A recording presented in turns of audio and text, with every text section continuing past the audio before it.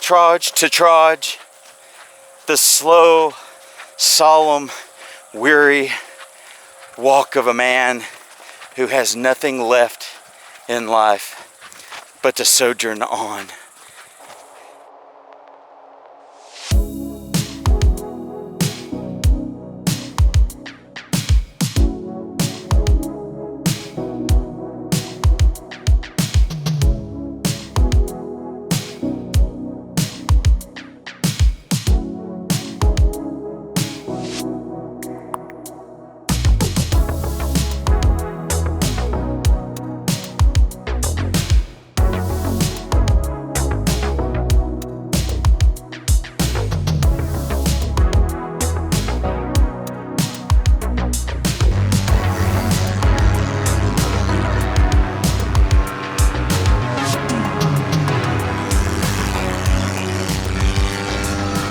Well, ain't that some...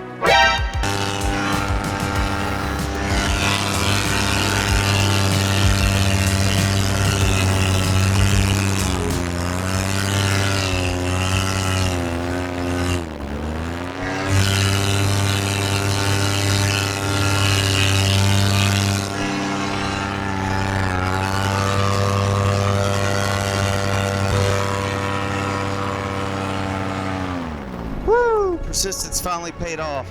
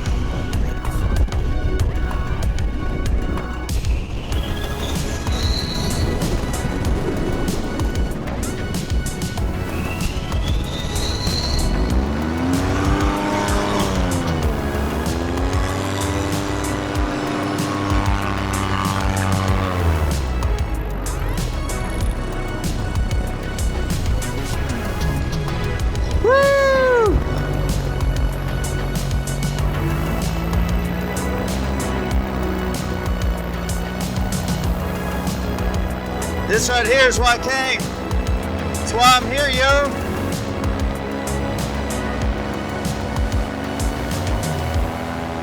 Gotta go ski.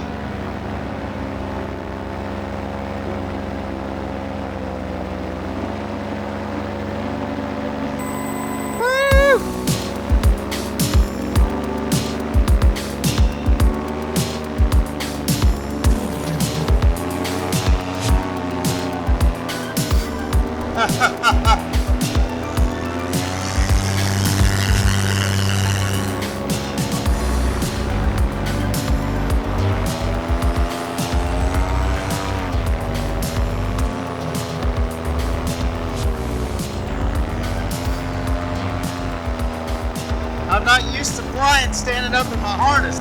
It's a different center of gravity, and it's weird. I mean, you do when you glide in, obviously, but you have less control.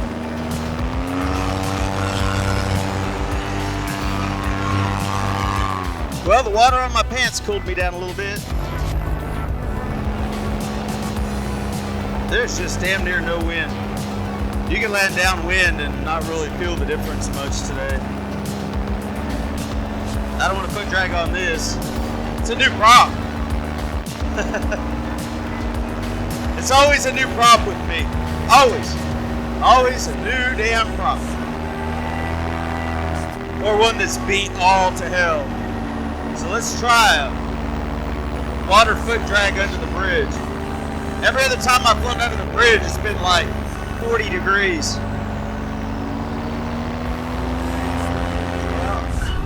Had an out right over here. I locked on to the direction I was going and found an out, but I probably should have turned around and put it out here on a sandbank. It'd have been a heck of a lot easier to get to. See what the rotor looks like down here.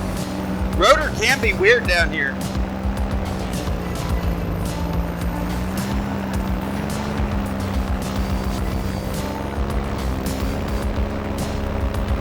I'm getting pushed a little bit to the left. A little choppy.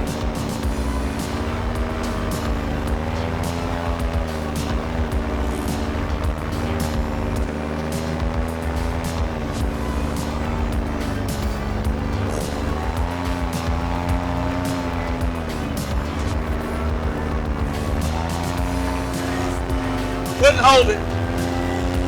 Too much chop. You really need that butter air. You can get under the bridge no problem, but so I can't really foot drag under the river or under the bridge directly because there's a giant pole in the way. And the river changes course a lot with almost every storm down here, so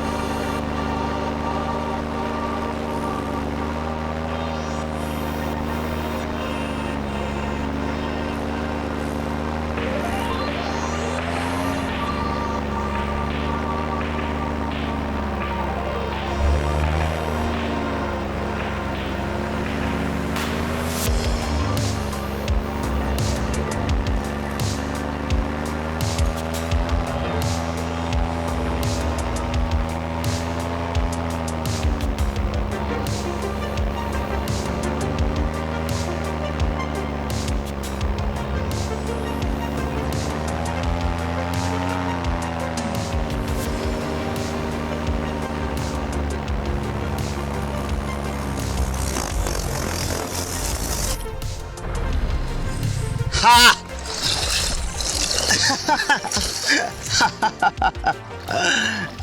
Oh, yeah, that is gonna happen.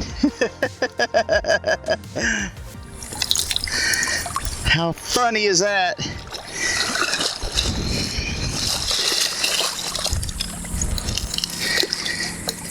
All right. Engine didn't get in the water at least. Caught too much fungus on my, damn it. And I don't want to unclip right here. I'm not gonna set her down in the water.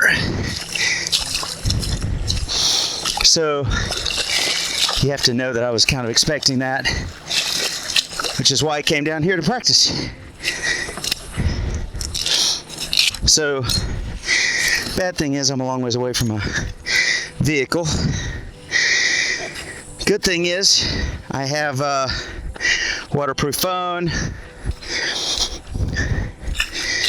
Everything's pretty much gonna be okay to get wet a little bit. We'll just give it the old WD-40 treatment. Look at that, I can't believe most of that wing is dry. Worst thing's gonna happen here is I get wet. This sand is super duper soft. Oh, and the wing is 1,000 pounds, full of water.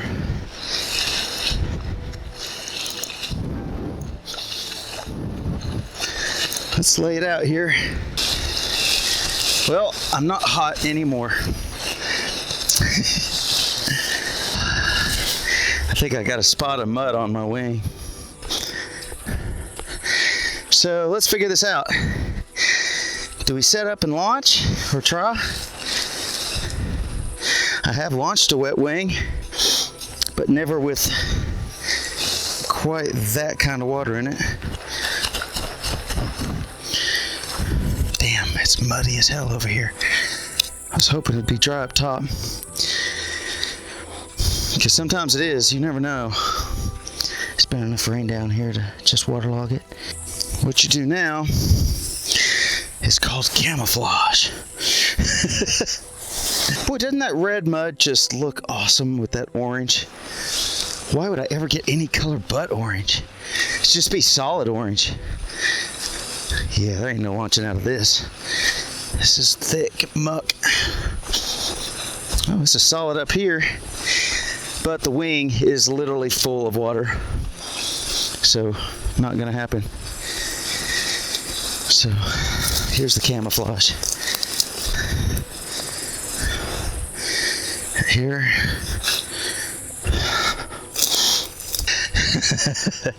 Whoop. I mean, it is like ice skates of mud out here.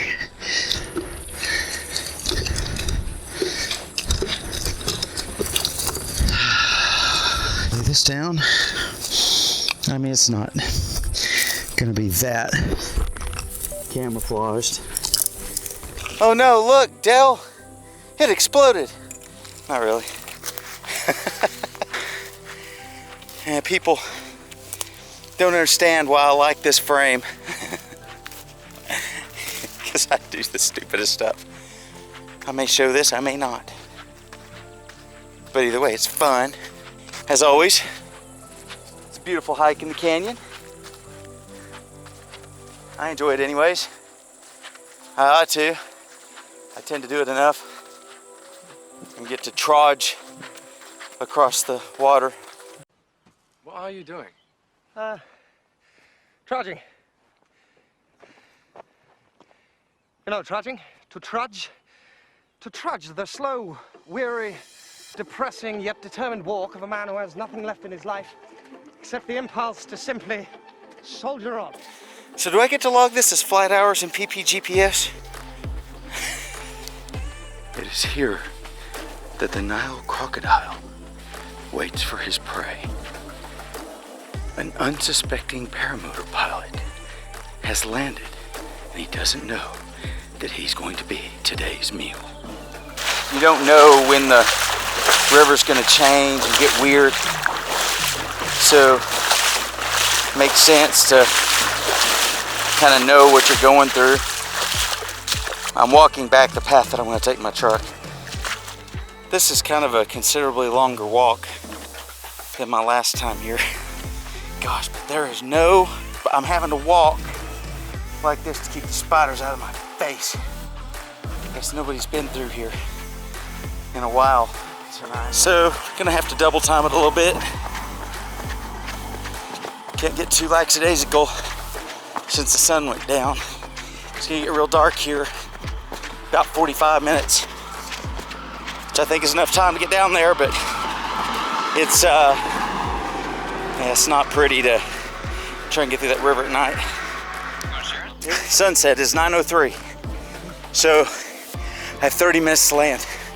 There is the windsock. I've been actually double timing it. Running in wet socks and boots isn't that much fun.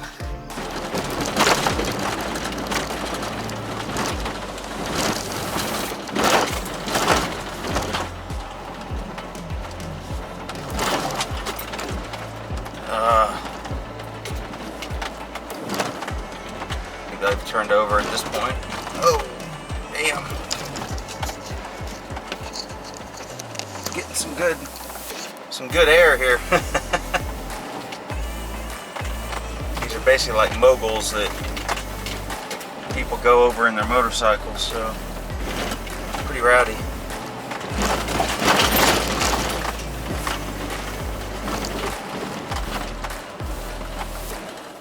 It's the day after.